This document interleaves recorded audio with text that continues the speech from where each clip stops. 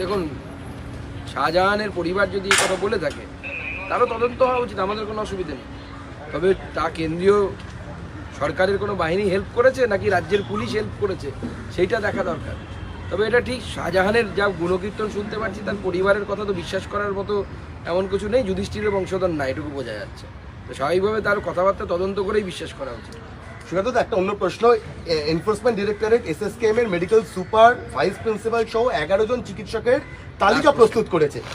আমার লাস্ট প্রশ্ন, কাকুকে বাঁচাতে গিয়ে এবার কি সরকারি চিকিৎসকরা তাদের চাকরি টাটানি পড়ে যাবে? তো স্বাভাবিক না, যেভাবে কাকুকে মিথ্যে রিপোর্ট তৈরি করে বাঁচানো হয়েছে।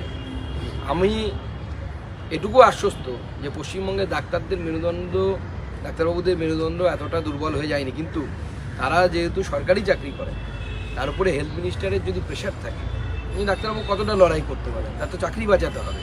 এবং এর আগে মুখ্যমন্ত্রী যেভাবে বাঙুর হসপিটালের গিয়ে যে কাণ্ড ঘটিয়েছিলেন মুখ্যমন্ত্রী হওয়ার পরপরই, তো স্বাভাবিকভাবে ডাক্তাররা ভয়ে ভীত থাকে, সন্ত্রস্ত থাকে। শুধু ডাক্তারবাবুদের নামের লিস্ট করলে হবে না। আমি তো বলবো ডাক্তারবাবুদেরকে যে যদি আপনাদেরকে এনফোর্সমেন্ট ডিরেক্টর ডাকে, ইডি ডাকে, আপনারা কার প্রেশারে করেছেন, কার কথায় বলেছেন নামটা বলে দেবেন, তাহলে ইডি তাকে ডাকবে। ধন্যবাদ। আজকে অদিত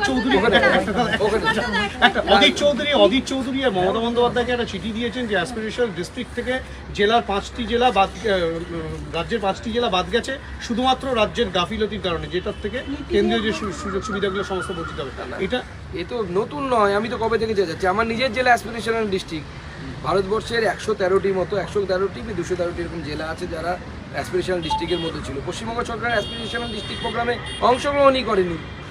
মাননীয় প্রধানমন্ত্রী যখন অ্যাসপিরেশনাল ডিস্ট্রিক্ট প্রোগ্রাম চালু করেন তার কিছুদিনের মধ্যে পশ্চিমবঙ্গে বেরিয়ে যায়।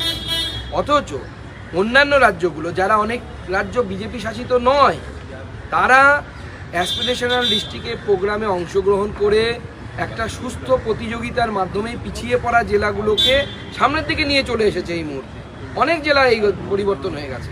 পশ্চিমবঙ্গ সরকার অ্যাসপিরেশনাল ডিস্ট্রিক্ট প্রোগ্রামে অংশগ্রহণ করছে না। অদিতদার এতদিন পরে কেন ঘুম ভাঙলো আমি বুঝতে পারছি না, অনেক আগের ঘটনা এটা। ধন্যবাদ।